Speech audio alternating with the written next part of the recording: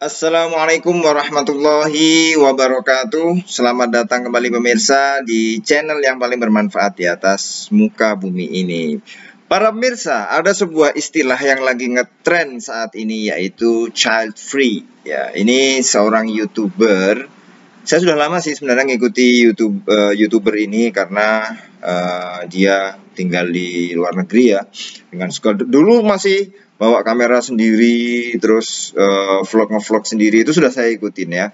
Kesininya apa yang dia ucapkan itu menjadi polemik karena dia dan suami bersepakat untuk tidak punya anak, atau disebut bahasa istilahnya adalah child free. Sebenarnya yang pertama harus poin yang kita lihat bahwa itu keputusan mereka. Ya sudah gitu loh, kenapa kok kita mencampuri kesepakatan mereka berdua? Itu kan sudah keputusannya mereka berdua ya. Tapi misalnya gini, ada acara RT gitu kan, terus saya pinjem mic-nya gitu, terus saya umumkan, bapak-bapak, ibu-ibu, saya dan istri ya memutuskan untuk tidak mau punya anak gitu kan. Ya sudah kan, mengumumkan saja gitu kan. Jadi bukan berarti kemudian kita hujat apa ya, nggak apa-apa, itu pesan mereka. Itu yang pertama, kita lihat bahwa itu adalah keputusan mereka berdua yang sudah matang. Artinya mereka sudah memikirkan itu, mereka bertanggung jawab terhadap itu. Ya kita hormati ya, kita hormati. Tetapi ya manusia bisa berubah gitu loh ya. Manusia bisa berubah, jangan kemudian apa yang manusia saat ini itu akan kedepannya akan kita anggap sama terus ya. Manusia butuh waktu, manusia butuh proses, berproses itu sangat wajar sekali, sangat wajar sekali. Nah, kita tetap mendoakan ya, mudah-mudahan pasangan dua orang ini yaitu nanti dikaruniai anak, kalau bisa anaknya banyak, punya keturunan yang soleh dan soleha, amin Allahumma amin. Ya kita mendoakan saja, Dan saya tetap berprinsip ya, kalau itu apa namanya opini pribadi ya silahkan gitu, kesepakatan antara suami istri ya silahkan, tapi keren ya. Tapi intinya adalah kita tetap mengajak, memberikan ya pandangan-pandangan ya, bahwa itu adalah sesuatu hal yang harus kita hargai. Oke, tapi di lain sisi ada loh banyak keuntungan-keuntungan memiliki anak dan keturunan ya. Kalau kemudian dia punya opini ya, mohon maaf, bahwa dunia ini kejam, dia tidak ingin merasakan anaknya merasakan kekejaman dunia saat ini. Oke. Mungkin selama ini dia menghadapi, mungkin dari latar belakang dia dan suami itu mungkin lagi berada di, yang dia temukan itu adalah sesuatu yang menurut dia mungkin kok gini sih ya, kok gini ya, kejam. Ya, kejam itu sebenarnya kan sangat subjektif gitu. Bagaimana kita memandang dari posisi yang mana, dari sudut pandang mana, cara pandang mana, itu akan terasa berbeda. Ya. Kita mengenal bahwa ada dalam pengamatan sehari-hari lah ya, atau dalam ilmu sosial itu adalah equilibrium, keseimbangan ya. Saya dulu pernah merasa bahwa saya pernah di luar gitu ya, saya merasa kok gini amat ya. Ternyata kalau kita lihat para pemirsa, itu semuanya Allah nyiptakan keseimbangan, di mana di situ banyak ulama ya, di situ juga ya mohon maaf ya, masyarakatnya dengan yang moral yang rendah juga ada gitu, dan mungkin sebanding gitu. Jadi kalau semakin banyak orang yang moral bejat gitu, atau semakin akhlak buruknya itu banyak dalam suatu masyarakat gitu, itu saya yakin ya, dengan pengamatan saya ya, penelitian kecil-kecilan lah ya, saya yakin di masyarakat tersebut juga banyak orang yang baik hati. Jadi sebenarnya kita melihat jangan parsial lah ya, kita melihat juga dengan harus lebih luas gitu. Kalau kita misalnya pertama kali datang ke Jakarta, kita kecopetan, terus kita anggap bahwa semua penduduk Jakarta adalah copet, ini salah. Ini kalau dalam bahasa mantik itu istiqro nakis ya. Kita menghukumi suatu hal, menjudge suatu hal dari apa yang kita rasakan, padahal itu tidak mesti. Kan di Jakarta juga ada orang yang baik, dermawan, yang bukan penjahat ya, suka menolong, dermawan dan lain sebagainya, kan banyak juga di Jakarta. Tapi karena kita pertama kali datang ke Jakarta, kemudian kita kecopetan, kemudian kita menghakimi bahwa seluruh penduduk Jakarta adalah copet gitu ya, itu adalah istiqro nakis, kesimpulan yang salah. Jadi deduksi yang salah ya. Nah itu yang kemudian harus kita pahami ya, secara jelas ya, itu nggak bisa. Kalau dibilang dunia ini kejam, masih banyak orang yang baik. Ya mudah-mudahan nanti Mbak YouTuber ini bertemulah dengan orang-orang baik, dengan lingkungan yang baik, dengan orang yang saling mensupport, ya, yang saling mendukung. Ya misalnya kita dapat musibah, teman sejati adalah teman yang menolong kita gitu di saatnya. Itu mungkin ya karena dia mungkin tinggalnya di Eropa gitu ya, jadi selfish ya, jadi sendiri-sendiri gitu ya. Kamu, aku mungkin juga di Indonesianya juga di kota besar yang cenderung seperti itu. Padahal sebenarnya ya mohon maaf kalau kita lihat secara luas, kita memilih teman-teman yang sebanyak mungkin, kita akan bisa menyeleksi bahwa oh enggak kok, dunia ini enggak sekejam yang kita bayangkan, bahwa ternyata di suatu daerah misalnya ada suatu daerah yang kita anggap masyarakatnya moralnya buruk, di suatu daerah tersebut juga pasti akan ditemukan manusia-manusia yang berhati malaikat, nah yang baik sekali, atau yang moralnya baik, akhlaknya baik gitu. Jadi itu sebenarnya adalah dalam ilmu sosial adalah keseimbangan. Nah, itu ya. Nah, yang ketiga adalah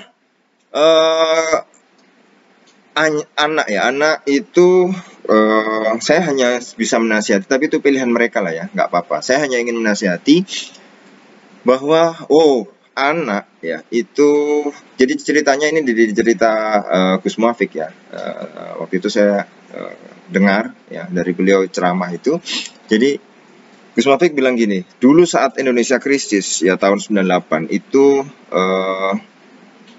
ketika Gus Dur kemudian menjabat jadi presiden, beliau punya cara unik untuk menyelesaikan krisis di Indonesia, yang itu mungkin doanya siapa sih yang itu mungkin hal yang di luar nalar ya, tapi dalam sisi agama, keyakinan bisa jadi itu benar, atau bisa jadi itu hasil lah, atau bisa terjadi lah ya.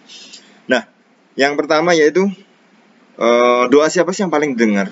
Kalau kita pengen Indonesia ini keluar dari wabah, dari pandemi COVID-19 misalnya, atau di zaman waktu itu keluar dari krisis ya, doanya siapa sih yang didengar sehingga Indonesia bisa selamat? Itu kan Indonesia sangat penjarahan di mana-mana dan segala macam ya, ekonomi masih belum bisa bangkit ya. Nah, ketika Gus Dur menjadi presiden juga belum stabil juga, ada separatisme dan lain sebagainya. Itu ya susah lah saat itu ya.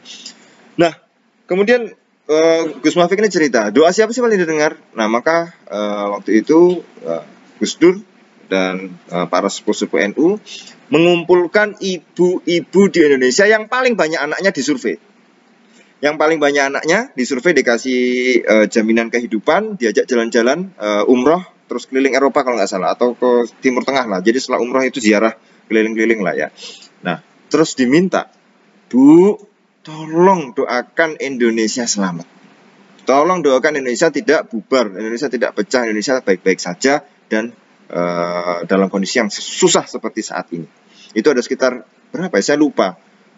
Belasan ibu-ibu yang ada anaknya 10, ada anaknya 8, ada anaknya 15, itu diajak umroh ya atau haji, itu saya lupa, terus diajak keliling ziarah ke negara-negara lainnya dan dikasih uang sangu, tapi syaratnya satu, minta didoakan Indonesia. Dan alhamdulillah Indonesia masih ada sampai saat ini. Mudah-mudahan gara-gara salah satunya mungkin ya, namanya kita berdoa itu kan ya, bisa jadi dari sebab itu. Kenapa?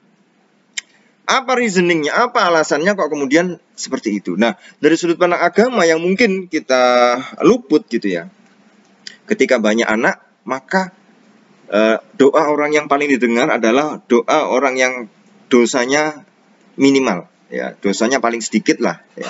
Siapa doanya paling sedikit? Ya mungkin wali, kita mungkin susah nyari wali dan lain sebagainya. Tapi yang jelas-jelas ya, ketika seorang ibu itu hamil ya, itu siang dihitung puasa, malam dihitung tahajud. Nah gitu, habis melahirkan hamil lagi, karena anaknya banyak, itu hamil, melahirkan, menyusui pun demikian. Jadi ketika hamil dan menyusui, siang itu dianggap puasa, malam dianggap tahajud. Pahalanya sebesar itu.